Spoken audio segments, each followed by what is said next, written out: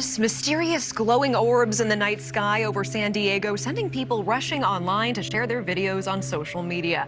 It shows two orange lights falling through the sky, leaving a faint trail behind them. Witnesses speculating whether it could be a UFO. And meanwhile, today, NASA is launching a new study team that's investigating hundreds of UFO sightings. NASA is working with 16 handpicked experts now, expertise ranging from computer science to astronomy, also journalists. The group including famous astronaut Scott Kelly, who once held the record for most days in space. UFOs exist. The U.S. government found quite a number of them, and they are indeed of non-human origin. Those are the explosive allegations from a former intelligence officer tonight in a whistleblower complaint that the Inspector General is taking very seriously. Now the floodgates are open. Credible sources, including former high-ranking intel officials, have corroborated to our next guest that the U.S. military is in possession of at least a dozen alien spaceships. A dozen. And reportedly, both our government and private aerospace companies are trying to reverse engineer the ships. One source even said, "We're trying to fly these ships." You're saying there is an intelligent species engaging with this planet? Yes, that's potentially extraterrestrial, yeah. I speak for everybody sitting at home. That is a shock. It was to me, and I had a lot of sleepless nights. A Las Vegas family called 911 over a UFO, saying that it landed in their yard and they saw someone or something come out of it. Several people did see a flash go across the sky last week, but this one family says that they actually saw, quote, non-human beings getting out. I swear to God, this is not a joke. This is actually, we're terrified of it. So there's two people or two subjects that are in your backyard? Correct, and they're very large. They're like 8 foot, 9 feet, 10 foot. I don't know. They look like aliens to us. Other members of the man's family also reported seeing the creatures, and an investigation by Nexstar station KLAS uncovered an extraordinary sequence of events from around midnight on May 1st. Oh, I'm so nervous right now. Just minutes before the 911 call, the body cam of a Las Vegas police officer had captured this, something falling from the sky. That added eerie context for the officer who responded to the 911 call. For decades, people worldwide have reported seeing bright lights and mysterious objects hovering or performing maneuvers that no earthly aircraft could achieve. Often these objects seem to bend the laws of physics and display extraordinary flight characteristics such as instantaneous acceleration, hypersonic velocity, low observability, and transmedium travel, which means they move seamlessly between air and water. They are able to perform in any environment. While in flight, UFOs frequently change size or shape in front of the viewer, appearing as strange lights. UFOs also change colors, with virtually every color of the spectrum has been reported. Sometimes they instantly appear and disappear in front of people, passing right through physical objects. Imagine a technology that can do 600 to 700 G-forces, that can fly at 13,000 miles an hour, that it can evade radar, and that can fly through air and water and possibly space. And oh, by the way, has no obvious signs of propulsion, no wings, no control surfaces, and yet still can defy the natural effects of Earth's gravity. That's precisely what we're seeing. UFOs are not a new phenomenon. Many might be surprised to find out these sightings have occurred throughout our history. Egyptians, Babylonians, Persians, Greeks, and Romans all reported seeing objects in the skies that they could not explain. It's only in the 20th century that people started to believe these lights in the skies to be aliens from other planets. Since the dawn of sci-fi novels, radio, and TV, this idea of aliens visiting us from other worlds has been implanted into our culture. We have come to visit you in peace and with goodwill. Although the UFO phenomenon has been occurring for thousands of years, it wasn't until the 20th century that we were able to capture images through pictures, video, and sometimes on radar. During World War II, as early as 1940, many Allied aircraft pilots reported seeing strange glowing orbs following their aircrafts and nicknamed them Foo Fighters. Then on June 24, 1947, a civilian pilot named Kenneth Arnold reported seeing 9 objects glowing bright, flying in a V formation over Washington State's Mount Rainier. He estimated their flight speed around 1,300 miles per hour and compared their motion to a saucer if you skipped it across the water, which became the origin of the popular term flying saucer. This sighting triggered a whole wave of sightings across the country, and in 1952, the United States Air Force established a program named Project Blue Book to investigate the phenomenon. At the same time, the greatest propaganda campaign ever contrived on the American people began in the 1950s and has continued till present day. Hollywood has been preparing us for an alien invasion for the last 75 years. But not just Hollywood. The mainstream media coverage has escalated over the last few decades, and the stigma of reporting UFOs has disappeared. Now the media is saying aliens are no longer science fiction, and we should prepare to find life on other planets. For decades, UFOs have been the stuff of science fiction. Could they also possibly be the stuff of reality? Intelligent life in the universe outside of Earth. It's an ancient question from early human societies to the past eras when a newscaster would sit up right here, like I'm doing with you now, and raise the question. But the question is gaining traction because of evidence like this. Newly released video raising questions about the existence of UFOs. The subject of unidentified flying objects has become a matter of national security. If there's something out there that's bigger or faster and stronger, we've really got to answer that question. The mainstream media often steers the public conversation by giving constant coverage to certain topics which reinforce the ideologies they are trying to promote. The technical term for what they are doing is called agenda setting. They magnify selected stories and topics through their constant coverage. The people who control our media are purposely increasing their coverage on UFOs as a strategy to influence how the public perceives them. Do you have any people being paid by the CIA who are contributing to a major circulation American journal? We do have people who submit pieces to American journals. Do you have any people paid by the CIA who are working for television networks? This, I think, gets into the kind of getting into the details, Mr. Chairman, that I'd like to get into in executive session. In 1975, a congressional hearing named the Church Committee uncovered that the CIA was involved in a variety of corrupt activities, like drugging unsuspected Americans with LSD, assassinating domestic and foreign leaders, spying on Americans, and the horrifying MK-Ultra mind experiments. The Church Committee uncovered one particular plot named Operation Mockingbird, where the CIA admitted they had paid assets working in news agencies and were able to plant stories in American media. The CIA's efforts were so successful that between the early 1950s and mid-1970s, over 400 American journalists carried out assignments for the agency. Some were fully fledged CIA operatives turned journalists, while others were existing media journalists that were added to the payroll. All major networks, newspapers, and magazines have been infiltrated. Not only our media, but also revealed they use Hollywood movies as a form of psychological warfare to steer public opinion. In 1943, the Office of Strategic Services, which was the precursor to the CIA, admitted in documents released under the Freedom of Information Act, they were already in the 1940s using movies as a form of psychological warfare, not against our enemies, but against Americans. OSS memo, the precursor of the CIA, where they were doing a study of the use of motion pictures in America as a means of psychological warfare. So it goes all the way back to pre-1947, when U.S. intelligence was using motion pictures to alter the thinking of Americans in the United States.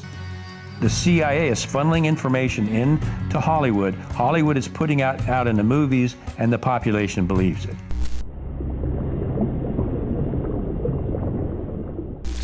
Many people think that propaganda is just something the Nazis did, but in reality, the United States government, in cooperation with Hollywood, is the largest producer of propaganda films.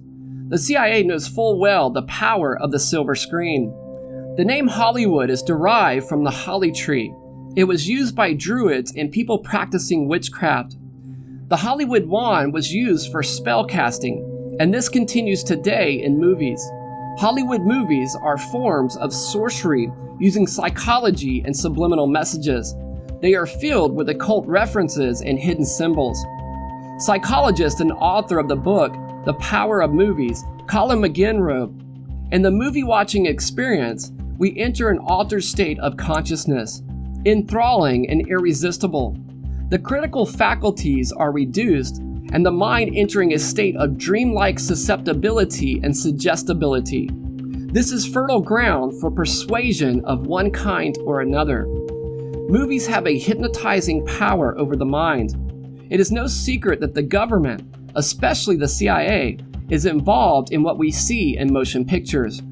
The US government exploits its close historical relationship with Hollywood by systematically seeding UFO information into the entertainment media, slowly bringing us around to the phenomenon, or at least the way they want us to perceive it.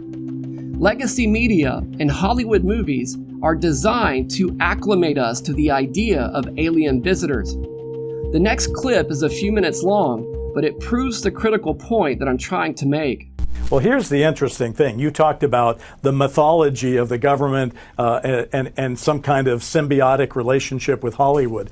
I don't know how extensive it's been, although there are cases that go back to frankly, 1950. But I personally have experienced it with my Dark Skies television series co-creator, Brent Friedman. We created a series called Dark Skies that aired on NBC in the 90s. At the same time the X-Files was out, I should tell you. And we had an incident that happened to us that I just have never heard anyone else have anything quite like it. This is what happened. We were approached by a gentleman who got into my house. A guy that got into my house. I knew everybody else, 200 people there, knew them all, didn't know this guy. And he approached Brent and myself as the co-creators of the show, said he was from the Office of Naval Intelligence, and they wanted to help us. Now, I'm going to let Brent tell a little bit more of the story now.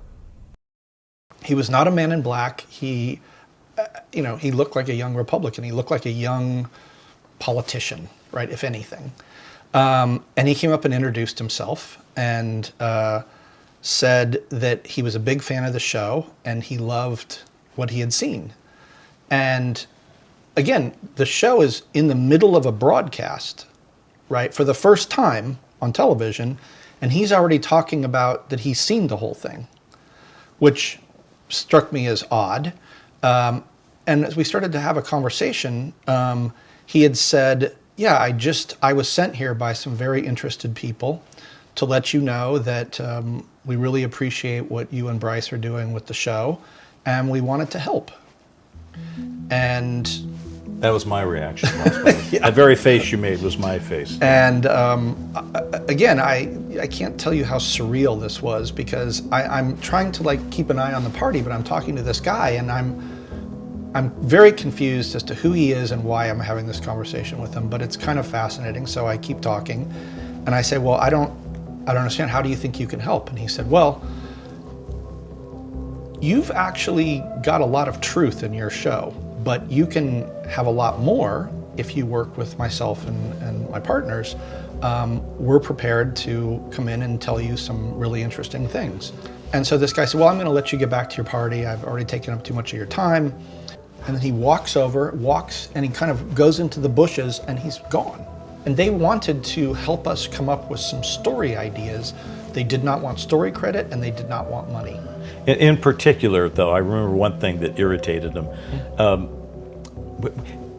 We had a great, I guess, storyline and series laid out about a conspiracy, right? But one of the things that Brent brought to the party, because he had kind of a horror film background at that point, is we added this thing where the aliens were, we called it the ganglion, and they would infest a person, physically.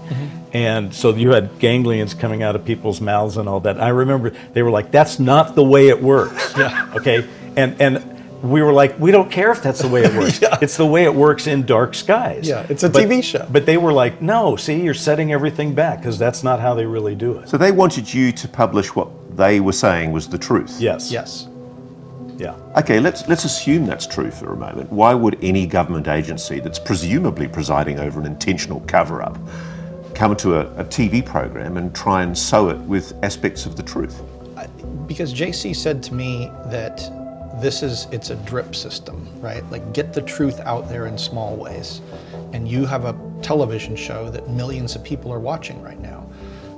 Some people will take it seriously, and if we start lacing it with bits of the truth, then we're preparing everybody. So Ross, just to be clear, they were on board with the alien invasion aspect of it. They just were not on board with us telling it as a horror story. Edward Bernays, who is considered the father of propaganda, said, "The American motion picture is the greatest unconscious carrier of propaganda in the world today. It is a great distributor for ideas and opinions. The motion picture can standardize the ideas and habits of a nation." He also said, "We are governed, our minds are molded, our tastes are formed, our ideas suggested, largely by men we have never heard of. The government's strategy to slowly acclimate us to the idea of alien visitors reveals they are planning something on a massive scale. The Central Intelligence Agency's agenda is to use news media, TV shows, and movies to slowly condition us. It is worth reiterating that the CIA's infiltration of news media began in an organized way in the early 1950s. It is no coincidence that this is the same year in which the agency began covertly tampering with Hollywood movie scripts. For example, the filmmaker and journalist Linda Moulton Howe claims to have been told by Air Force intelligence officers in 1983 that the 1951 movie The Day the Earth Stood Still, which depicted an alien landing in Washington, D.C., was, and I quote, inspired by the CIA, and was one of the first government tests of public reactions to such an event. The 20th Century Fox producer of that movie was Daryl Zanuck, who had strong ties to the CIA and used to make propaganda films for the Army. He also was a board member of the National Committee for Free Europe, which was established by the CIA. In 1943, while Daryl Zanuck was working for the Army making propaganda films, he said, "If you have something worthwhile to say, dress it up in the glittering robes of entertainment, and you will find a ready market. Without entertainment, no propaganda film is worth a dime." With this in mind, look at the memo that Daryl Zanuck wrote to the movie producer of Day the Earth Stood Still, Julian Blostein, who also was a veteran who made propaganda films for the Army, and screenwriter Edmund North, which he makes a fascinating statement. Zanuck stresses that every effort should be made to, and I quote, "compel the audience to completely accept this story as something that could possibly happen in the not-too-distant future." Zanuck placed particular emphasis on the now iconic scene in which the alien Klaatu lands his flying saucer in Washington, D.C., before emerging to address the public. Zanuck advised the production crew to treat it as realistically as you possibly can, even suggesting that the screen play out documentary style. You should suddenly hear radio programs being interrupted, with startling flash announcements from Washington, New York, and Los Angeles. The whole nation is listening in. This should be dramatized like the opening of a documentary film. The audience must accept our entire project, said Zanuck. It's interesting that the UFO phenomenon really started to pick up steam in 2017 when Tom DeLonge and a former Central Intelligence officer named Lou Elizondo released a video to the New York Times and other media outlets of a 2004 incident that occurred in the Pacific Ocean about 100 miles southwest of San Diego on the USS Nimitz. Fleet of them, look on the ASA. My gosh. They're all going against the wind. The wind's 120 knots from the west. Look at that thing, dude. Tom DeLonge, who released that video, was the former guitarist and co-founder of Blink-182. He left his very profitable and successful rock band in 2015 to form his other UFO business, To the Stars Academy.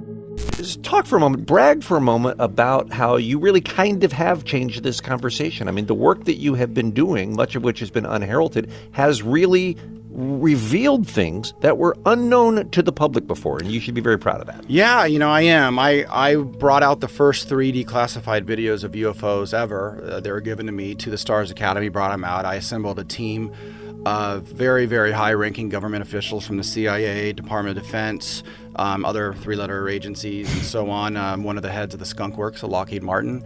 Skunk Works built Area 51, for the U-2 spy plane back in the day. So these are very, very, kind of an elite team of individuals that all have experience with this subject.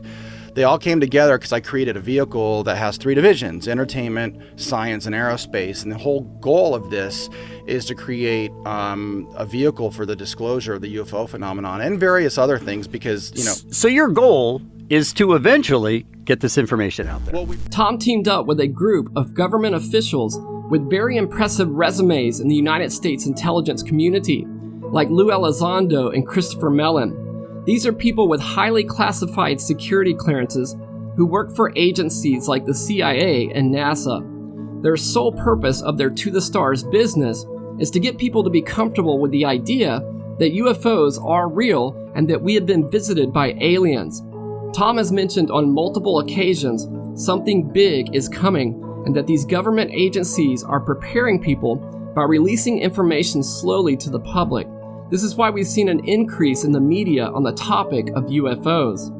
And there is. So will there be a time in our lifetime, Tom, where it will be publicly accepted and acknowledged that they are here? It's coming. So that's what we've been doing. So at To the Stars, we have been specifically involved in 3 things, which is getting ready to bring out the stories, studying it with the public in really big, AI database algorithms and all this different stuff. And then the third thing is building the technology. So we're active in all 3 of those. So you guys know, and it's coming, and people need to brace themselves. And there's some negative things about it, and it's going to be hard to digest for some people. But then there's some really good things about it. It's just something that nobody else knows. And you look around, and the whole world's different to me than it would be for you or anybody else. I go to the beach, and I see thousands of people. I go, man, these people, they have no idea what's going on. They have no idea. And when they find out, they're going to freak out. There is another perspective of what this phenomenon is that the media seems to ignore. And in fact, it's very shocking that it's rarely mentioned. Glowing orbs and flying lights is identical to the description of entities in the Bible called angels. But it's no wonder that people cannot recognize this supernatural phenomenon, because in America, Christianity has been on a steady decline and under calculated attacks for decades. More and more people are rejecting the biblical worldview because they have fallen for the false accusations that the Bible is not reliable. But in reality, it explains everything we are witnessing. The Bible illustrates a great controversy between good and evil angels has been waging since the beginning of Earth's history. This war started in heaven, but the earth will be the final staging ground for the last conflict. And there was war in heaven. Michael and his angels fought against the dragon, and the dragon fought and his angels, and prevailed not. Neither was their place found any more in heaven. And the great dragon was cast out, that old serpent called the devil and Satan, which deceiveth the whole world. He was cast out into the earth, and his angels were cast out with him. The Bible is clear that Satan was cast to the earth with 1/3 of the angels from heaven. The book of Revelation uses symbols to tell a story, and Revelation 12:4 says, "The dragon, which is Satan, his tail drew 1/3 part of the stars of heaven and did cast them to the earth." The stars represents the angels in this verse because angels are described in the Bible as bright illuminated beings.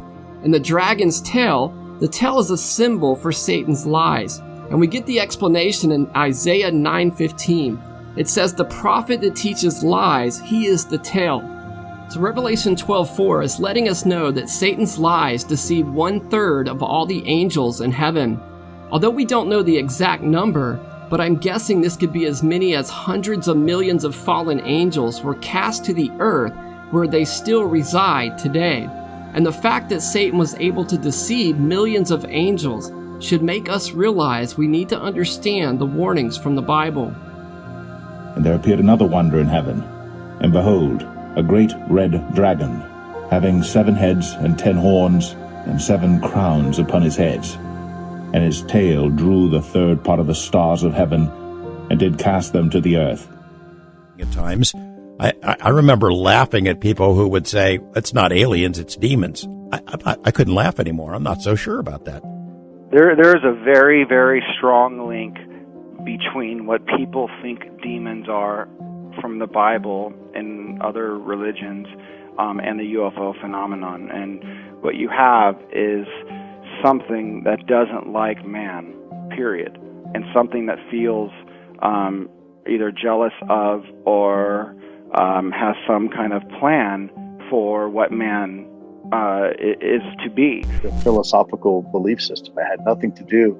In fact, I had one, I remember the conversation very well. This is a person I respected tremendously, very, very senior person. He told me, he said, Lou, I want you to stop doing this. I said, okay, sir, I certainly can, but may I ask why? And he says, well, we already know what it is.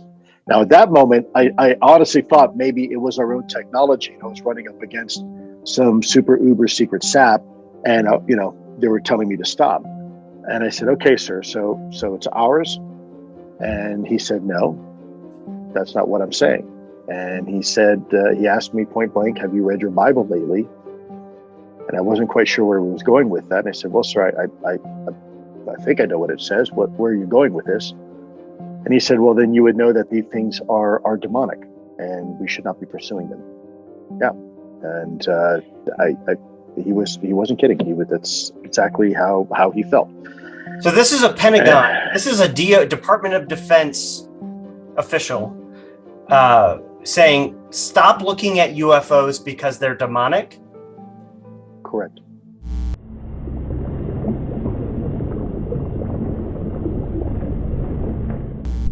Throughout the age of antiquity, these fallen angels have appeared in different civilizations all over the world in different forms and encourage humans to worship them. One of the oldest cultures, the Sumerians, wrote on clay tablets known as cuneiform texts about gods that came from the skies to give them knowledge. They named them Anunnaki, meaning those who came from heaven to earth. Originally, the Anunnaki appeared to have been heavenly deities with extensive supernatural abilities and knowledge. Another name for them in the ancient cultures is the Shining Ones. The biggest question, who are they? I mean, I think I said in the introduction that some people in your group refer to them not as aliens or the visitors, they refer to them as the others. Is there significance in using that term? Aliens is not used. It's the others, and when you're taught, the way it's explained to me is that they are gods, with the little g. So the entire UFO phenomenon is about multiple gods that fight amongst themselves and by design factionalize mankind into different religions. These little g gods of antiquity appear throughout the Old Testament, which is filled with warnings not to worship them because they are fallen angels, and their only purpose is to deceive humanity. And the children of Israel did evil in the sight of the Lord, and served Balaam. And they forsook the Lord God of their fathers, which brought them out of the land of Egypt, and followed other gods of the people that were round about them, and bowed themselves unto them, and provoked the Lord to anger. And they forsook the Lord, and served Baal and Ashtoreth. And the anger of the Lord was hot against Israel. They sacrificed unto devils, not to gods whom they knew not, to new gods that came newly up, whom your fathers feared not. In Genesis 11, God reveals important details of how these false religions that have similar ideology but different languages spring up all over the world roughly around the same time with the story of the Tower of Babel. After the flood, Noah's descendants started worshiping these fallen angels and building a temple to the heavens, which is named the Tower of Babel. God then confounded their languages and dispersed them all over the world. The story of the Tower of Babel not only explains where all the languages come from, but also explains why we see striking similarities in all these ancient civilizations that appeared all about the same time all over the world, such as serpent worship and the building of these ziggurat temples or pyramid temples that seem to permeate the cultures. These pyramid temples built for the gods are not just in Egypt, but have been found in China, Iraq, Mexico, Central America, and South America. Some of them built with incredible complex mathematical formulas in their foundation, using gigantic stones weighing 2 to 30 tons each. And the whole earth was of one language, and of one speech. And they said, Go to, let us build us a city and a tower, whose top may reach unto heaven. And let us make us a name, lest we be scattered abroad upon the face of the whole earth. So the Lord scattered them abroad from thence upon the face of all the earth, and they left off to build the city. Therefore is the name of it called Babel, because the Lord did there confound the language of all the earth, and from thence did the Lord scatter them abroad upon the face of all the earth. The Tower of Babel was built with a twofold purpose in mind. First, the idea was to create a symbolic religious monument representing a one-world empire. And second, to construct a tower that would reach into the heavens, not physically as in height, but spiritually. It was to act as a gateway or portal to the gods or fallen angels. The Tower of Babel was built soon after the great flood of Noah and was man's first attempt to reach into the heavens through occult means. Evidently, God intervened at Babel to prevent this and to slow mankind from plummeting into the same depths of physical and spiritual depravity that caused the destruction of the pre-flood world. For thousands of years, kingdoms have risen and fallen: Assyria, Babylon, Egypt, Greece, Rome, and many others. Yet God has so far prevented the establishment of a one-world kingdom. However, the biblical prophets predict that the last kingdom on earth before the end will be a worldwide satanic kingdom, spiritually called Babylon. These gods of Babylon will be allowed to physically manifest themselves, subjugate mankind, and drive the nations of the world to the brink of destruction while claiming to be here to improve our quality of life.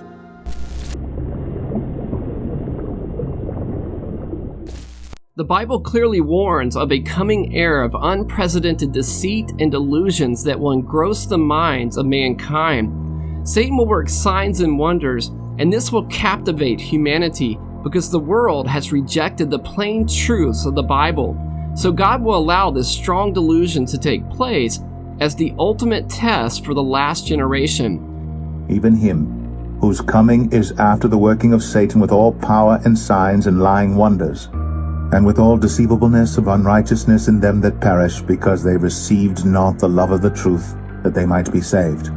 And for this cause God shall send them strong delusion, that they should believe a lie, that they all might be damned who believed not the truth, but had pleasure in unrighteousness. The Bible speaks of a time when the supernatural veil will be lifted, and these fallen angels will reveal themselves to the world. This will be the strong delusion that takes people captive. One person who had first-hand experience with these fallen angels was Roger Murnau. In 1946, a friend of Roger's tried to get him to join a secret society that was worshiping these demonic entities. He went to several occult ceremonies where he spoke with a satanic high priest who revealed many important details to Roger, believing Roger would join the cult and keep their secrets. One of the secrets Roger said the high priest told him was demons in the future would appear to people claiming to be aliens from far distant planets. Here's a clip from the interview. And the priest told us, we talked quite a while, and then he said, could I have a little bit more of your time? I want to do something very fascinating. He says the grain plane, the master's grain plane, for harvesting the nations, for harvesting the multitudes of the earth into his cause, just before the close of the great controversy between the forces of good and evil. So we continued, after we expressed ourselves that we're deeply interested to know more about the activities of spirits. And he said it's going to be done in a unique manner. This grain plane is going to take people are going to eat the stuff. Because he says spirits, demon spirits, will declare themselves to be inhabitants of far distant planets in the galaxies that are coming to warn the inhabitants of planet Earth of the impending destruction of the planet unless something seriously proper is done to avoid it. Roger explains in his testimony that these aliens will claim to be helping us to avoid the destruction of our planet and ushering in a new glorious age of peace. He says the aliens will promise us 1,000 years of peace on Earth. He went on explaining about the fact that the spirits will show themselves willing to give valuable guidance that will not only help people avoid the destruction of the planet, but it would cause them to enter into a higher state of existence. For instance, he said the spirits will promise, and this is a big word, promise, that if their recommendations are followed carefully, they will usher in a glorious new age of peace and prosperity, and there'll be, there'll be no more wars, see? There'll be no more famines. There'll be no more people getting unhappy with one another. Neighbors will love neighbor, and social unrest will not take place no more. It'll be there'll be perfect happiness for 1,000 years. That's what the Spirit is going to promise. And almost like the Garden of Eden created all over again. And now we find that a lot of preachers are preaching the great age of glorious new age of victory over wars, victory over social unrest, victory over famines, and victory over all kinds of... and he used the words New Age to describe what was coming. It would be a glorious new age, yeah.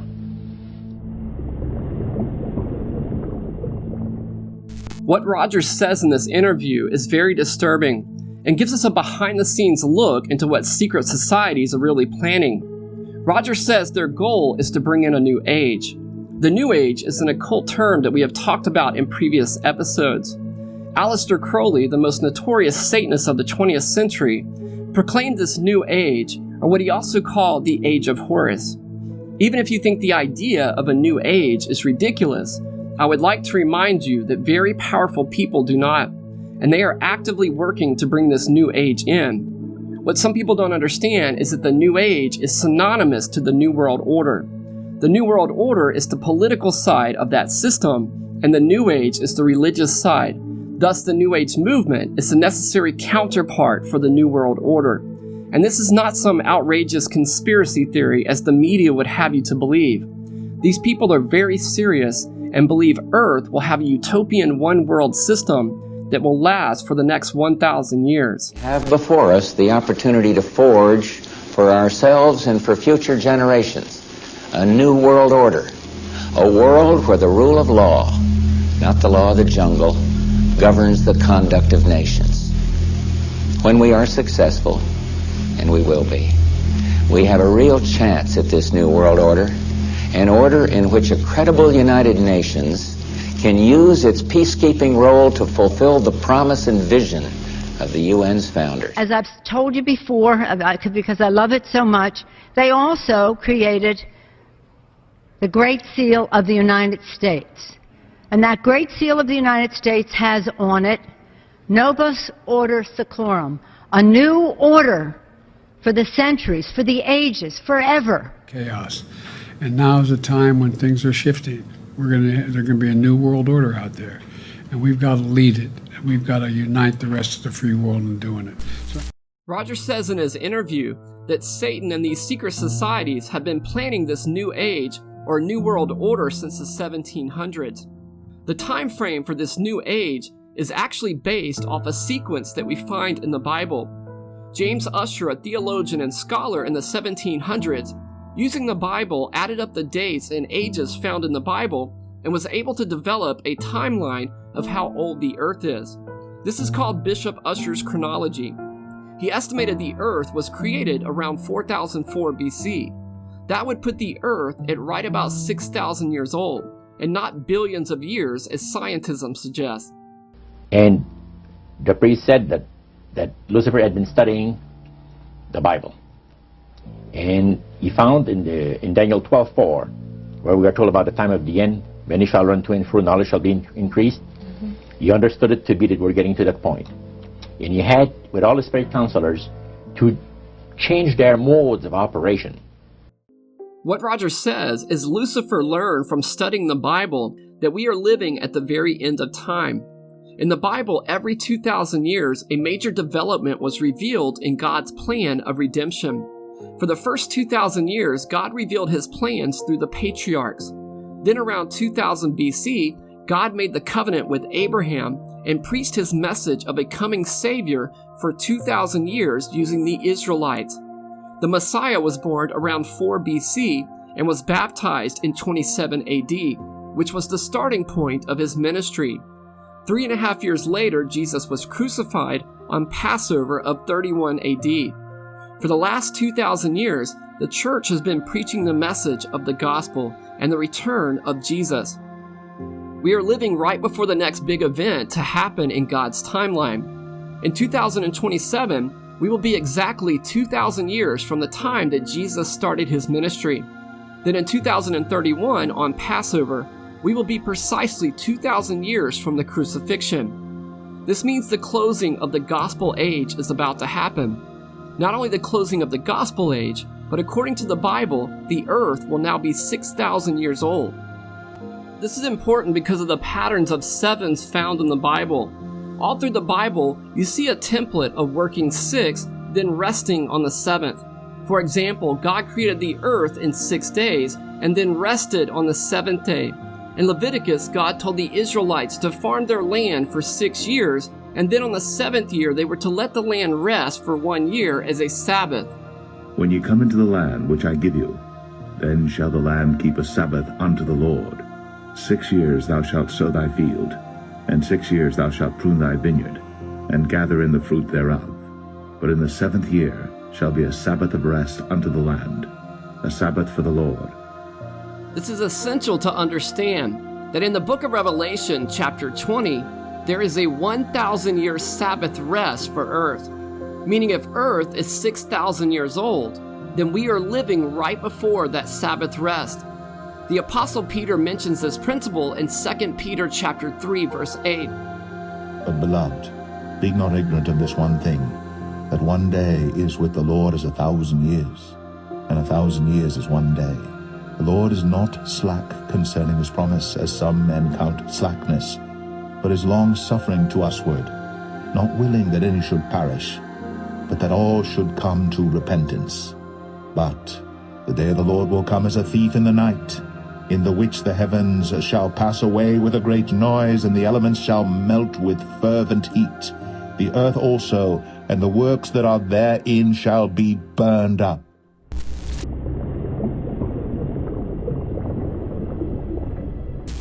The book of Revelation reveals the closer we get to the end of time, the more intense the demonic activity will become. The most frightening warning about this powerful demonic deception is found in the 5th and 6th trumpets of Revelation chapter 9, which is also known as the last 3 woes. Many people skip over the trumpets because they are highly symbolic and difficult to understand, but they provide some very important information and reveal Satan's strategy to invade Earth, and how the UFO phenomenon is setting the stage for what is about to happen. If you don't quite understand as I'm explaining it, I will summarize everything at the end. Many people misinterpret the book of Revelation because they try to make the symbols literal, and they're not using the Bible to interpret the symbols. The very first verse in the book of Revelation gives us a principle to interpret by. And he sent and signified it by his angel unto his servant John. The word signified in the Greek means to show by symbolic signs. The whole book of Revelation is written in symbolic language. For example, during World War II, the Americans and the Germans developed code words to communicate with their soldiers because they didn't want the enemy to intercept their messages. The best example of this was the Germans' Enigma machine. So they would use symbols like, we have 10 turtles on the beach, and that would really mean we have 10 tanks arriving. Turtles were code words for tanks, And sometimes even the numbers would mean something completely different.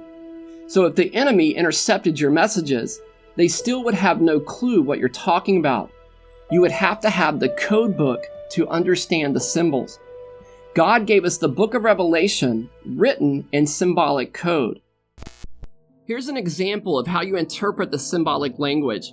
In Revelation, you find two women, a pure woman in Revelation chapter 12 and a harlot woman in Revelation chapter 17. A pure woman in prophecy is a symbol for God's church, and we find these symbols in the Old and New Testament.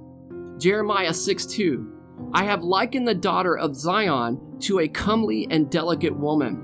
Matthew 25:1, then shall the kingdom of heaven be likened unto 10 virgins. A pure woman in symbolic language represents God's faithful church. And in Revelation chapter 17, we find the great harlot of Babylon. In the Old Testament, when God's people, the nation of Israel, would break God's commandments, he would compare them to a whore who commits adultery. Jeremiah 3:1, but thou hast played the harlot with many lovers, yet return again to me, saith the Lord. So a pure woman in prophecy is a symbol for God's church, and a harlot woman is a symbol for an unfaithful church who is disobeying God's word. That's how you interpret symbolic language in Revelation. You have to find the symbols in other parts of the Bible. The book is in code so the enemies of God would not hear themselves in the messages and try to destroy the prophecies. This happened during the Protestant Reformation. The Protestants identified the Catholic papacy as the great harlot of Revelation chapter 17. The Catholic Church reacted by trying to destroy every copy of the Bible that was translated into the common languages, and killing people like William Tyndale, who translated them. God writes the prophecies in symbolic code not to confuse us, but to protect them. This is why the book of Daniel says at the end of time, none of the wicked shall understand, but the wise shall understand. I'm going to give you a quick overview of the book of Revelation. The first thing you need to understand is Revelation is not written in chronological order, but is instead written in repeat and enlarged format. For example, the 7 churches represent 7 church ages, covering the history of the church for the last 2,000 years. The first church, Ephesus, was the apostolic church during the 1st century. We are living in the last church age, the Laodicean church. Next is the 7 seals, which most people misinterpret and apply them only to the last days. But in reality, they covered the exact same time periods the 7 churches covered. The 7 seals cover the last 2,000 years, just like the 7 churches. The next set of 7s is the 7 trumpets, which are supposed to be interpreted the same way. They represent 7 periods of time covering the last 2,000 years of what I told you earlier is the gospel age. Many people have tried to push all 7 trumpets to the very end of time, but this is not in line with the 7 churches and the 7 seals, which provide instructions for interpretation. The first 2 trumpets deal with the Jewish nation and the Roman Empire, the 2 nations that crucified Christ, and the trumpets are judgments against those nations. The third trumpet has to deal with a period of history following the fall of the Roman Empire, known as the Dark Ages, when the mainstream church departed from the true gospel and perverted the teachings of the Bible. In the third trumpet, a star named Wormwood falls from heaven, landing in the water and causing the waters to become bitter. And the third angel sounded, and there fell a great star from heaven, burning as it were a lamp. And it fell upon the third part of the rivers, and upon the fountains of waters. And the name of the star is called Wormwood. And the third part of the waters became wormwood. And many men died of the waters because they were made bitter. The star falling from heaven in the third trumpet is a symbol for Satan. Angels are often referred to as stars in the Bible. Jesus said, I beheld Satan as lightning fall from heaven. The star falling in the third trumpet represents Satan, and its name Wormwood means bitter. And the waters the star makes bitter represents the gospel. As Jesus said, But whosoever drinks of the water that I shall give him shall never thirst. I shall give him a well of water springing up into everlasting life. The third trumpet is Satan corrupting the true gospel, the life-giving water, with the establishment of the Catholic Church, who encourage men to follow church traditions instead of the Bible. Many men died of the waters because they were made bitter. Many people died a spiritual death because Satan contaminated the waters of the gospel. The fourth trumpet further expounds on the condition of the church during the Dark Ages. And the fourth angel sounded, and the third part of the sun was smitten, and the third part of the moon, and the third part of the stars, so as the third part of them was darkened, and the day shone not for a third part of it, and the night likewise. The fourth trumpet is the darkening of the heavenly bodies, the sun and the moon. Darkness represents a lack of spiritual understanding. Thy word is a lamp unto my feet and a light unto my path. Jesus is called the light of the world.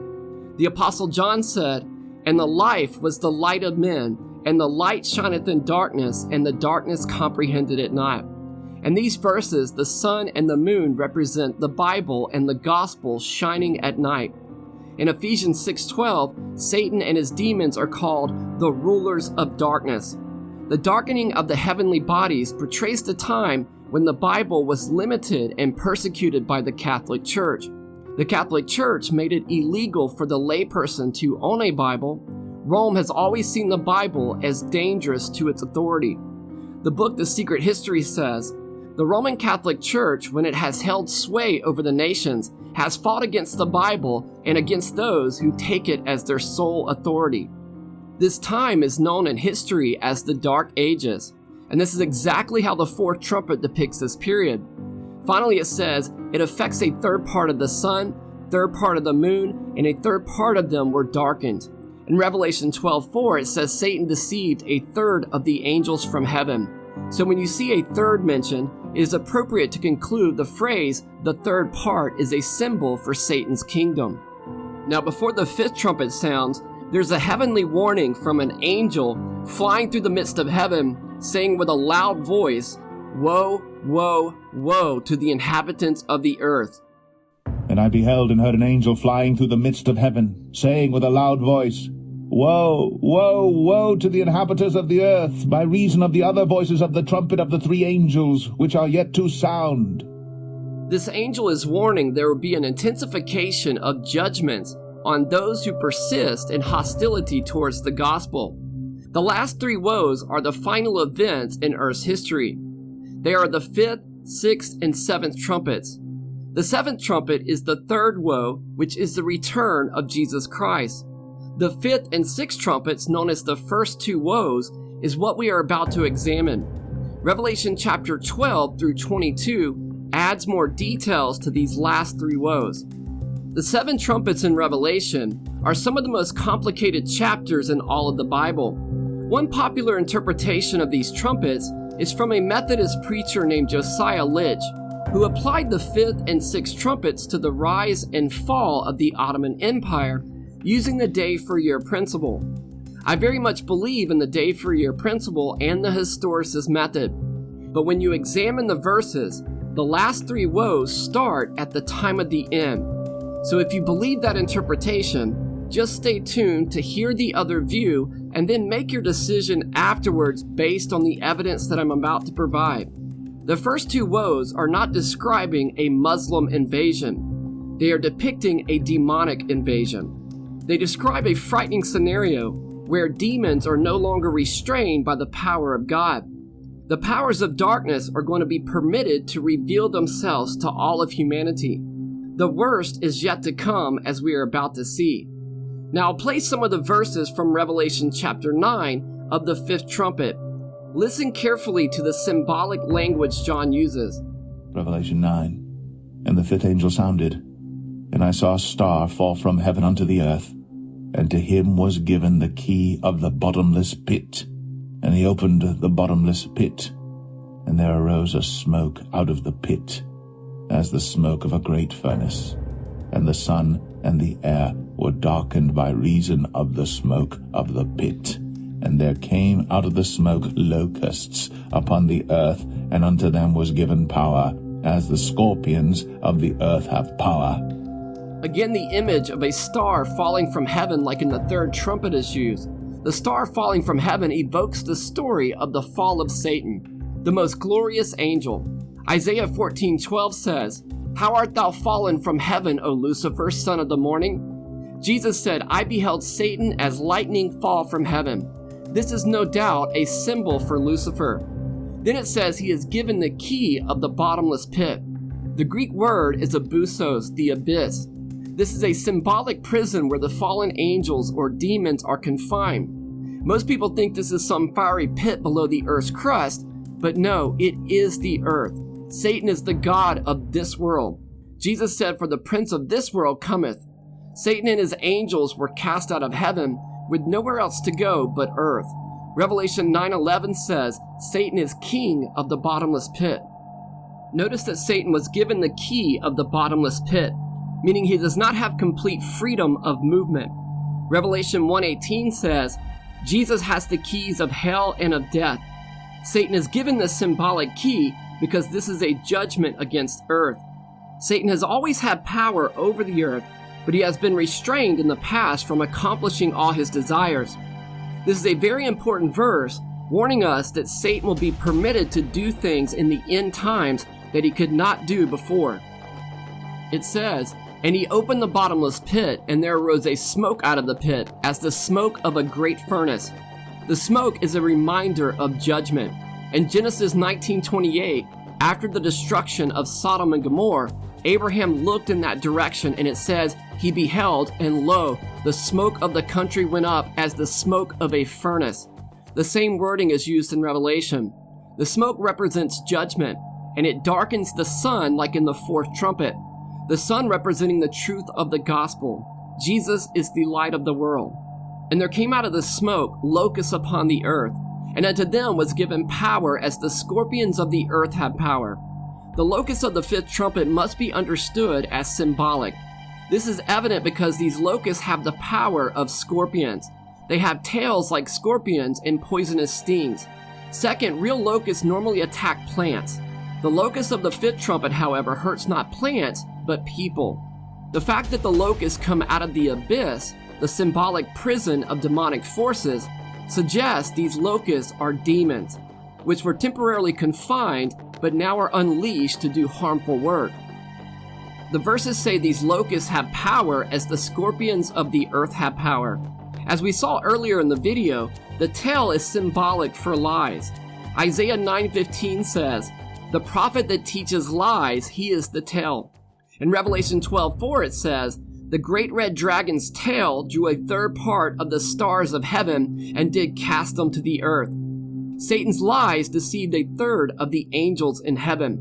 The fact that these locusts have tails like scorpions with poison means their lies are deadly. These lies are blocking out the light of the true gospel. And it was commanded then that they should not hurt the grass of the earth, neither any green thing, neither any tree, but only those men which have not the seal of God in their foreheads.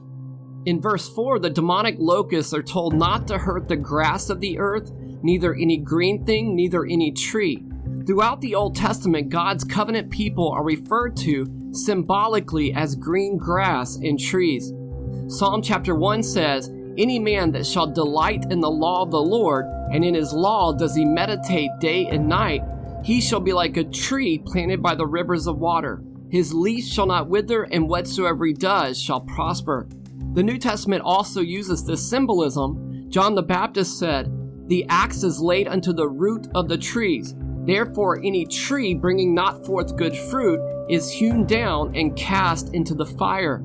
Jesus used this symbolism when referring to the Jewish people as the green tree and as the fig tree that did not bear fruit. This interpretation is further confirmed in the rest of the verse when it says, "But only those men which have not the seal of God in their foreheads." In Revelation chapter 7, verses 1 through 4, we have God's people being sealed. Verse 3 says, "Hurt not the earth, neither the sea, nor the trees, till we have sealed the servants of our God in their forehead." Those who are sealed are the ones whom God knows and recognizes as his own. They are protected and will not be harmed by these demonic attacks. But that doesn't mean they won't see them. Their lives will be affected because other people will be deceived by this demonic activity. Ephesians 4:30 says, "Grieve not the Holy Spirit of God, whereby you are sealed unto the day of redemption." The only way to make it through these judgments is to have God's seal on your forehead. The fact that the seal is in their forehead means they understand the truth of the gospel and they are not deceived by the lies of the demons. The assurance that Jesus gave to the apostles is still firm. "Behold, I give unto you power to tread upon serpents and scorpions, and over all the power of the enemy, and nothing shall by any means hurt you." Notice that Jesus calls demons scorpions, which is the same symbol used in the fifth trumpet to describe demons.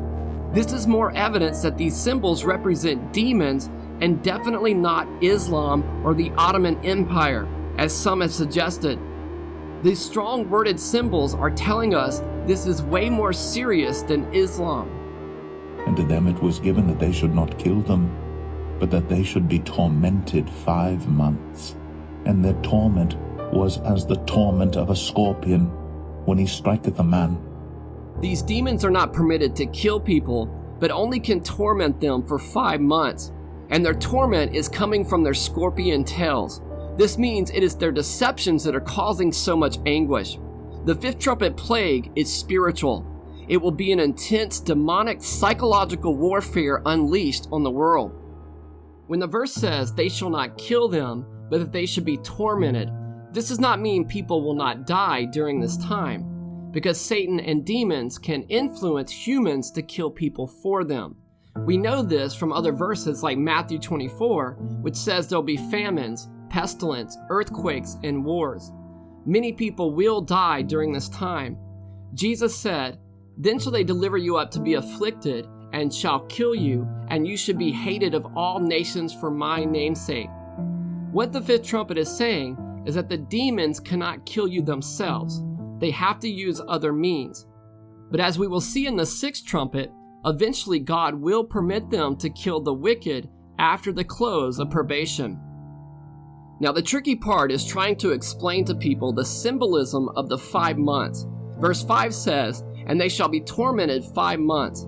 Then in verse 10, still talking about the fifth trumpet, says, "And their power was to hurt men 5 months." Many people have come up with all kinds of different theories about the 5 months. And some people apply the day for a year principle to these 5 months. All these proposals are problematic because remember, the trumpet language is highly symbolic and can only be interpreted using the Bible. There is only one story in the Old Testament that mentions 5 months, and interestingly, it mentions the 5 months twice, just like the fifth trumpet, and that is the story of Noah. The Apostle John did not have to say 5 months twice. We would have gotten it the first time, but he purposely said it twice to make us examine the story of Noah. The 5 months is a Jewish month, which is 30 days, and 5 times 30 is 150 days. Genesis 7:24 says, "And the waters prevailed upon the earth 150 days." Genesis 8:3 says, "And the waters returned from the earth continually, and after the end of 150 days, 5 months, the waters were abated." In the fifth trumpet, the 5-month period is mentioned immediately after saying those who have the seal of God are protected from these demons.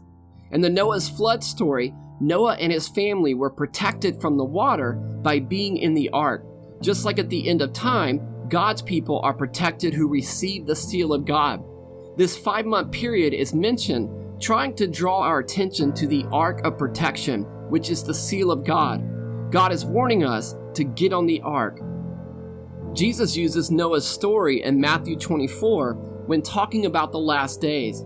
"But as the days of Noah were, so shall also the coming of the Son of Man be.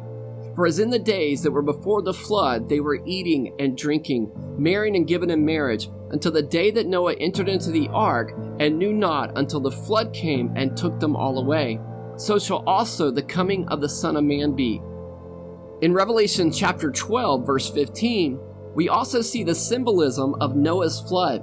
It says, And the serpent, Satan, cast out of his mouth water as a flood after the woman being the church, that he might cause her to be carried away of the flood. And the earth helped the woman, and the earth opened her mouth and swallowed up the flood which the dragon cast out of his mouth. Satan's wrath is described as a flood of waters, once again bringing our attention to Noah's flood. My interpretation of the 5 months is that it is a symbolic period of time representing the end times in general. John used the 5 months purposely so we would think of the time when Noah and his family were protected by the ark.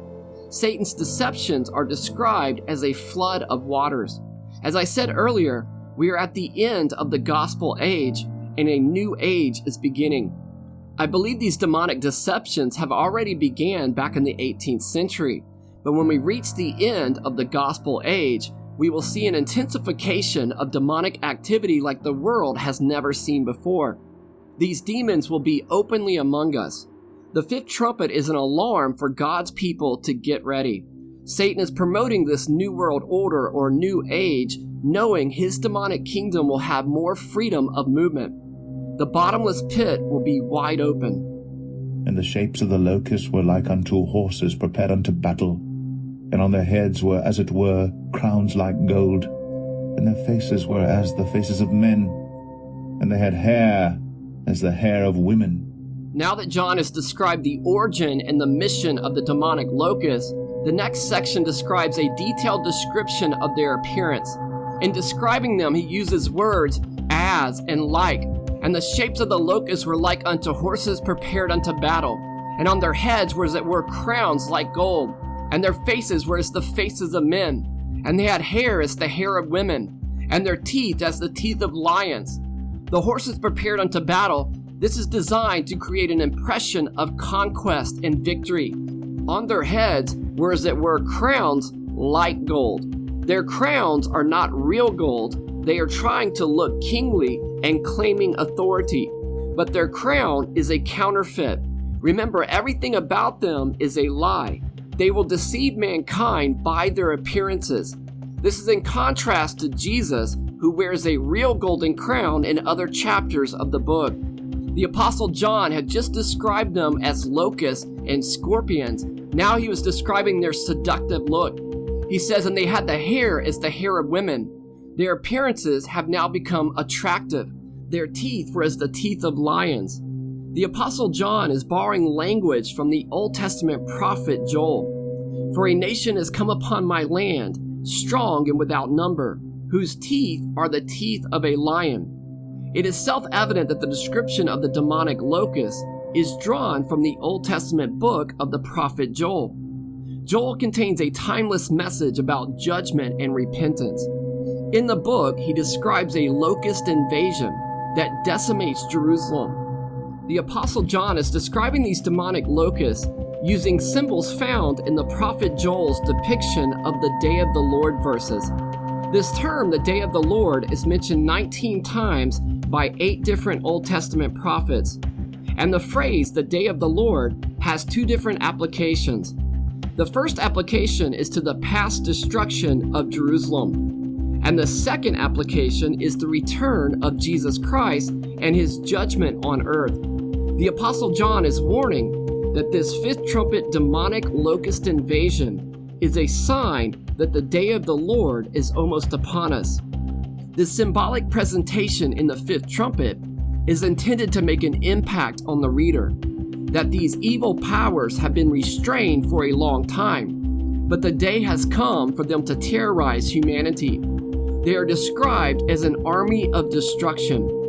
The Apostle John is describing the demons as a conquering army that will invade earth. And they had breastplates, as it were, breastplates of iron, and the sound of their wings was as the sound of chariots of many horses running to battle.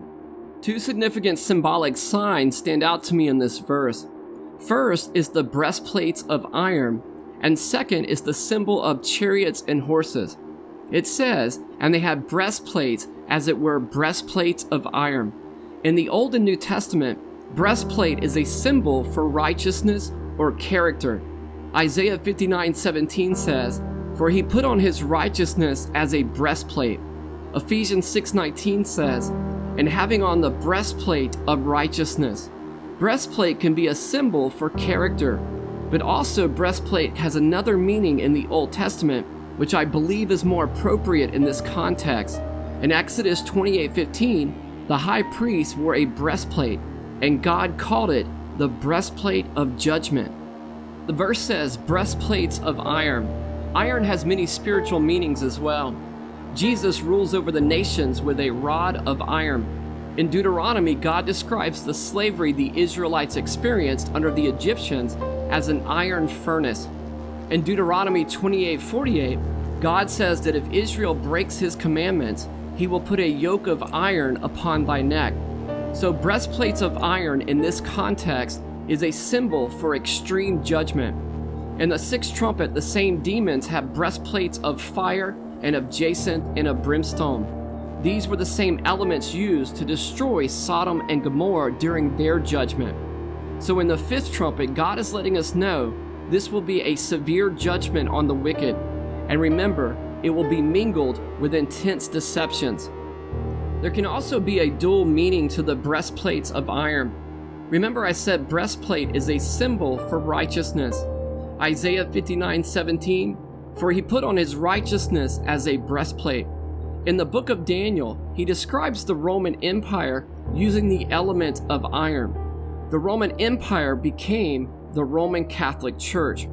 If they have breastplates of iron, this could also be a symbol for counterfeit righteousness. We know from other parts of Revelation, these demons will be working very closely with the Roman Catholic Church. That symbolism was in my mind originally, but after examining breastplates of iron, it seems judgment is more appropriate.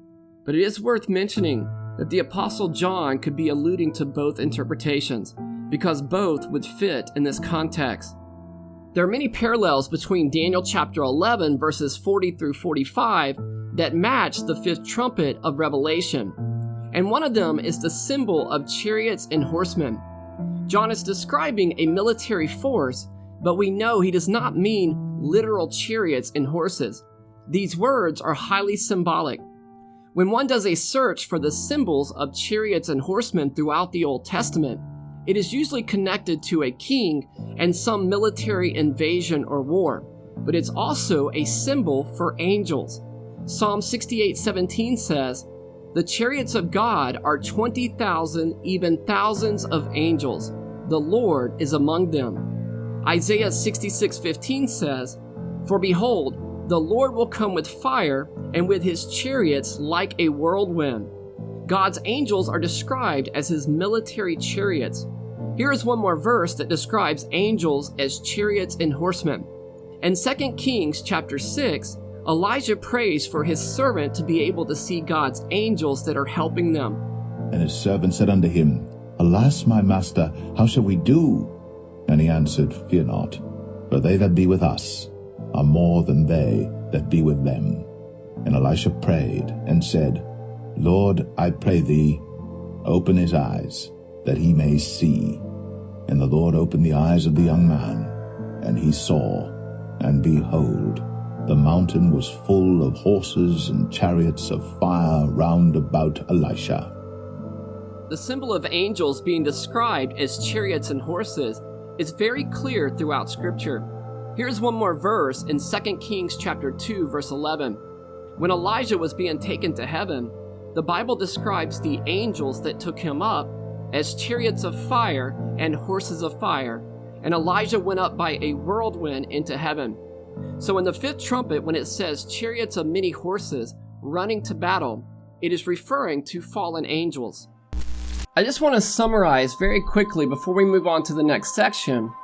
What we just studied was the blowing of the fifth trumpet in Revelation chapter 9, also called the first woe, which is highly symbolic, and almost every word is a code word meaning something different. Some people have mistakenly interpreted that trumpet as a Muslim invasion of the Byzantine Empire in the year 1299, using the day for year principle. The reason we know for sure that that is incorrect is because the 5-month period is a symbolic term for the days of Noah. Noah and his family were in the ark for 5 months. Jesus said the end times will be like the days of Noah. We also saw that Revelation chapter 12 describes Satan's deceptions as a flood of waters, and that the 5-month period is mentioned twice, just like in the days of Noah. Verse 4 says, "Those who have the seal of God will be protected like Noah and his family were protected from the flood." So the 5 months is a symbolic term for the end times. It is not an actual 5-month period, nor does the day for a year principle apply here either. Next, the verses are not describing Muslim invaders. It uses the name that Jesus gave to demons, which is scorpions. Jesus said, "Behold, I give unto you power to tread upon serpents and scorpions." In the 5th trumpet, it refers to the demons as scorpions in 3 different places. In verse 9 it says, "And the sound of their wings was as the sound of chariots of many horses running to battle." As we saw, chariots and horses are also symbols for angels, but these are fallen angels. The 5th trumpet is using symbolic language to warn us that in the end times, demonic activity will be rampant. I believe the UFO phenomenon is setting the stage for this demonic invasion. And they had tails like unto scorpions, and there were stings in their tails, and their power was to hurt men 5 months. And they had a king over them, which is the angel of the bottomless pit, whose name in the Hebrew tongue is Abaddon, but in the Greek tongue hath his name Apollyon. 1 woe is past, and behold, there come 2 woes more hereafter. At the end of the 5th trumpet, the Apostle John reminds the reader again who is the leader of the demonic locusts. And they had a king over them, which is the angel of the bottomless pit. In the Hebrew is Abaddon, which means destruction, and in the Greek, Apollyon, which means destroyer. This king is evidently Satan himself, the fallen star from heaven. The destroyer is his name, which appropriately defines his work. Remember, at the beginning of the 5th trumpet, Satan was given a symbolic key to the earth and will be allowed to do things in the last days that he has never been permitted to do before. The 5th trumpet depicts Satan as a military leader who will conquer earth. Satan has placed people in strategic positions of power around the world, and the UFO crisis will be the catalyst to unite the world under a one-world government. And the timing lines up perfectly with the end of the gospel age. Globalist Henry Kissinger said, "Today America would be outraged if UN troops entered Los Angeles to restore order. Tomorrow they'll be grateful. This is especially true if they were told there were an outside threat from beyond, whether real or promulgated, that threatened our very existence. It is then that all peoples of the world will plead with world leaders to deliver them from this evil. The one thing that every man fears is the unknown. When presented with this scenario, individual rights will be willingly relinquished for the guarantee of their well-being, granted to them by their world government."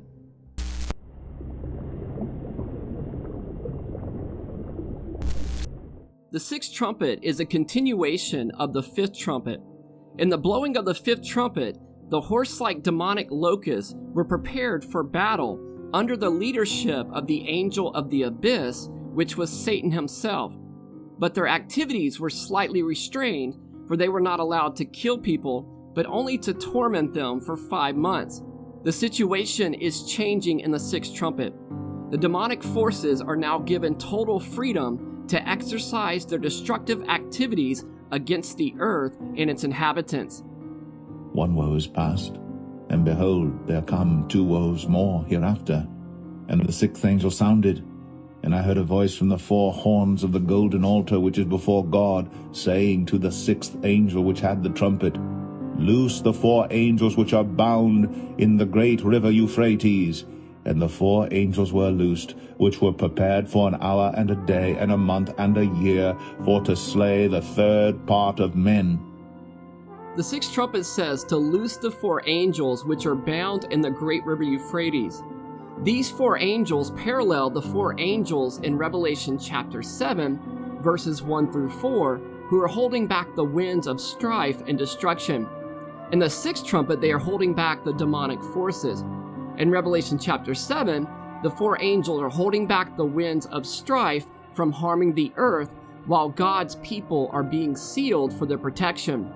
And the seal is symbolic. Only God and the good angels can see the seal.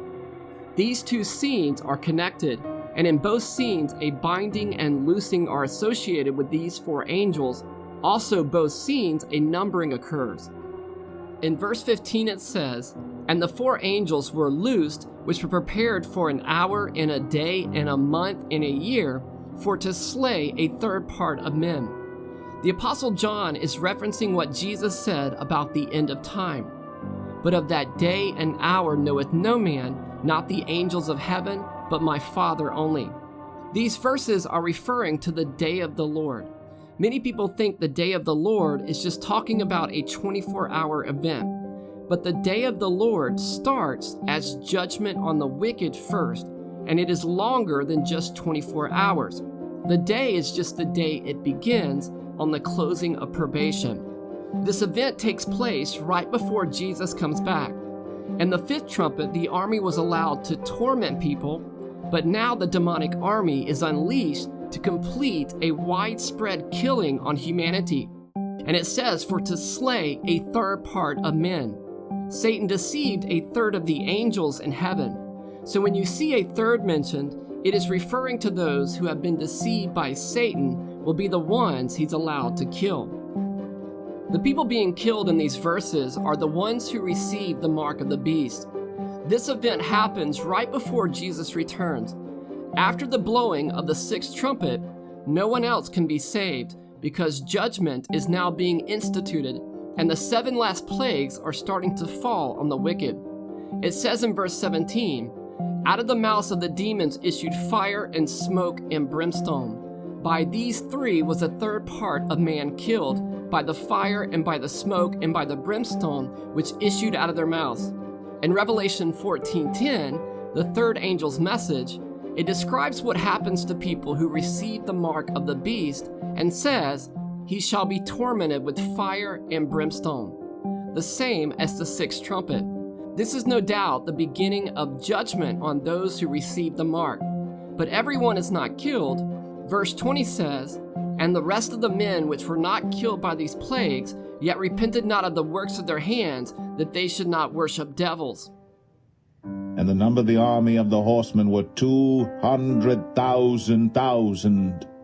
And I heard the number of them. Now the Apostle John describes the magnitude of this demonic army. And the number of the army of the horsemen were 200,000. And I heard the number of them. The scale of the army is 200 million. This verse is also a reference to Psalm 68:17. The chariots of God are 20,000, even thousands of angels. In the 6th trumpet, the demonic locusts are now called horsemen. The description of the horsemen suggests that they are the same demonic locusts of the 5th trumpet, but under different circumstances. First of all, the appearances of the demonic locusts in the 5th trumpet was like horses prepared unto battle. The demonic locusts come out of the abyss, while the 6th trumpet horsemen come from the great river Euphrates. The Euphrates River in the Old Testament stood for a boundary that separated God's people from their enemies. Both demonic locusts and horsemen have breastplates. Also, both 5th trumpet locusts and 6th trumpet horsemen have power in their tails, which is a symbol for lies and deception. Isaiah 9:15, "The prophet that teaches lies, he is the tell." So it is certain this is the same demonic army from the 5th trumpet. The 200 million army is in direct contrast to God's army described in Revelation chapter 7, the 144,000. Like the story of Gideon, God's army, the 144,000, is vastly outnumbered compared to Satan's army, the 200 million. But like the story of Gideon, God's army will prevail. The 144,000 is a symbolic number. It is not literal. 12 times 12,000 is 144,000. The number 12 is symbolic in the Bible for God's people. 12 tribes in the Old Testament and 12 apostles in the New Testament. So in the sixth trumpet, the 200 million army is also symbolic, representing a countless multitude, and is in direct contrast to God's people who are named the 144,000. Satan's army is not only demons, but also the people that he has deceived make up a part of his army. The troops are prepared for the final battle of Armageddon, which most people think is a literal battle in Israel, but is actually a spiritual battle for the souls of mankind. We know this because the fifth and sixth trumpet says, "For their power is in their mouths and in their tails, for their tails were like unto serpents." Armageddon is a spiritual battle fought with words, and Satan's strategy is deception. In both the fifth and sixth trumpets, God is revealing that this demonic army, led by Satan, will be working a massive psychological war against humans.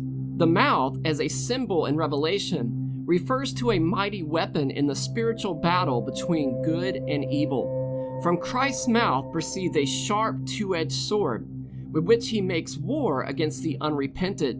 In chapter 11, if somebody tries to harm the two witnesses, the word of God, fire proceeds out of their mouths and kills their enemies. On the other side of the symbolic mouth is the weapon of Satan and his associates that he uses against God's people. From the mouth of the serpent and the dragon in chapter 12 proceeds water as a flood to destroy the woman, the church. The sea beast of Revelation chapter 13 is given a mouth speaking great things and blasphemy. And he opened his mouth in blasphemy against God to blaspheme his name and his tabernacle and them which dwell in heaven. In the preparation for the final battle between the forces of light and darkness, called Armageddon, the Apostle John saw coming out of the mouth of the dragon, the beast, and false prophet, 3 unclean spirits like frogs. All of this suggests that the battle between the forces of good and evil in the book of Revelation is a verbal war rather than physical in nature. The only weapon we have in this war is the Word of God. And as Christ said, "Man shall not live by bread alone, but by every word that proceeds out of the mouth of God."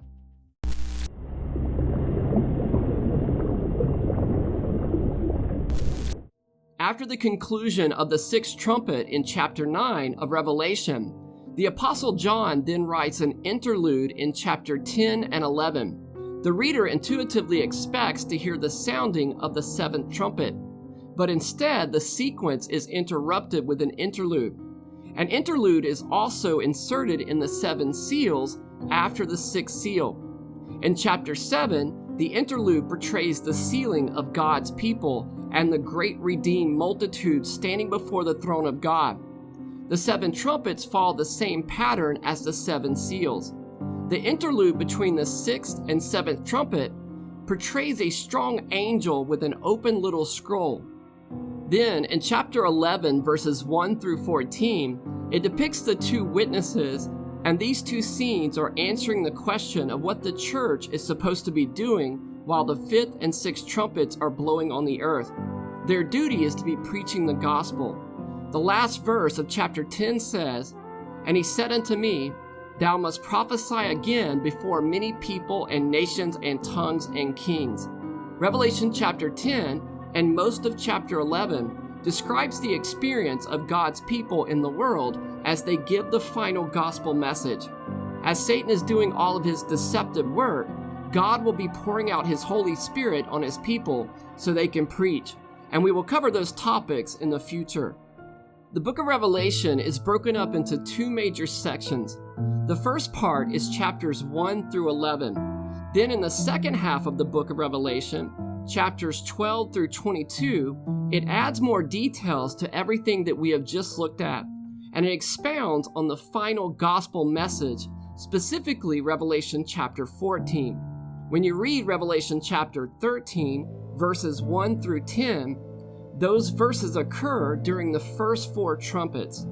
Then Revelation chapter 13, verses 11 through 18, occurs during the 5th and 6th trumpets that we just studied. In Revelation 13:13 it says, "And he doeth great wonders, so that he maketh fire come down from heaven on the earth in the sight of men, and deceives them that dwell on the earth by the means of those miracles." These verses are describing the deceptive work of the demonic locust of the 5th and 6th trumpets.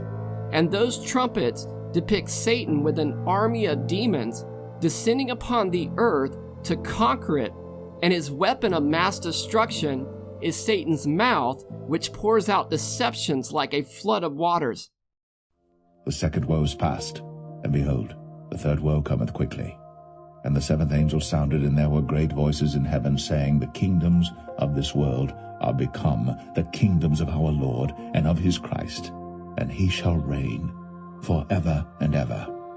And the 24 elders which sat before God in their seats fell upon their faces and worshipped God, saying, We give thee thanks, O Lord God Almighty, which art and wast, and art to come, because thou hast taken to thee thy great power, and hast reigned.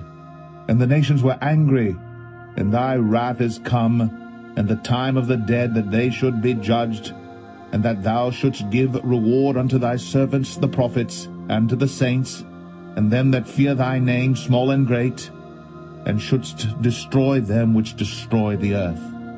And the temple of God was opened in heaven, and there was seen in his temple the ark of his testament. And there were lightnings, and voices, and thunderings, and an earthquake, and great hail. In Revelation 11, verses 15 through 19, the 7th trumpet, which is also called the third woe, is blowing on the earth. The 5th and 6th trumpets was God's last attempt to reach the unrepentant.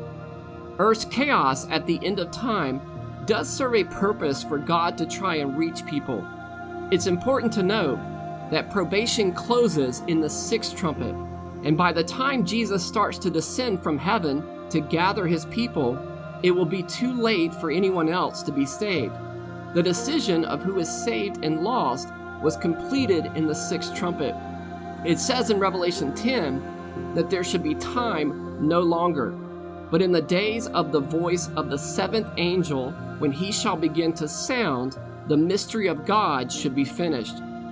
This last trumpet is mentioned a few times in the New Testament. In 1 Corinthians chapter 15 it says, Behold, I show you a mystery. We shall not all sleep, but we shall be changed in a moment, in the twinkling of an eye, at the last trump. For the trumpet shall sound, and the dead shall be raised incorruptible, and we shall be changed. The 7th trumpet is the return of Jesus Christ, and in Revelation 11:19, instead of portraying Jesus descending from the heavens, the Apostle John says, And the temple of God was opened in heaven, and there was seen in his temple the ark of his testament. The ark of his testament is the ark of the covenant. In the Old Testament, the ark of the covenant was a symbol of God's continuing presence with his people and a reminder of his promise. The ark of the covenant was kept in the heart of the sanctuary, the most holy place. The sanctuary in the Old Testament given to Moses was a model or pattern of the original sanctuary which is in heaven. The Ark of the Covenant the Jews carried with them contained their most valuable artifact, which was the 10 Commandments written with the finger of God on 2 stone tablets. It wasn't the box that was important, it was what was inside the ark that mattered. In the 5th trumpet, the demons are told not to hurt the people who have the seal of God on their forehead. It says, And it was commanded them that they should not hurt the grass of the earth, neither any green thing, neither any tree, but only those men which have not the seal of God on their forehead.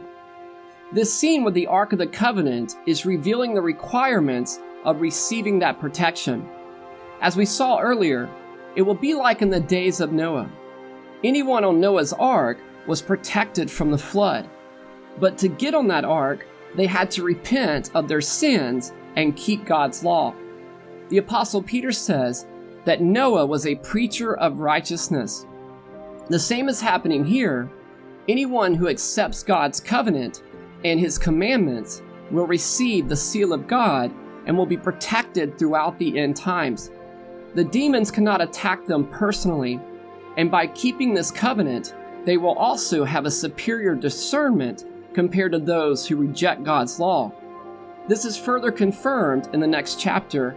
Revelation 12 says, "And the dragon was wroth with the woman, and went to make war with the remnant of her seed, which keep the commandments of God, and have the testimony of Jesus Christ." It is repeated in chapter 14. Here is the patience of the saints. Here are they that keep the commandments of God and have the faith of Jesus. Notice there are two requirements: keeping God's law and having faith in Jesus. It is not keeping the law that saves them. It is their faith in Jesus. The keeping of the law just reveals that their faith is genuine. Psalm 19 says, "The law of the Lord is perfect, converting the soul." It also says, "Thy righteousness is an everlasting righteousness, and thy law is the truth." There was much more information that I could not fit in this video, but please join me for the next episode as we dive deeper into the book of Revelation and the role of the United States in Bible prophecy. Please follow us on Rumble, Twitter, or YouTube. If you want to help us reach more people, this is our PayPal QR code. Thank you so much for watching. God bless.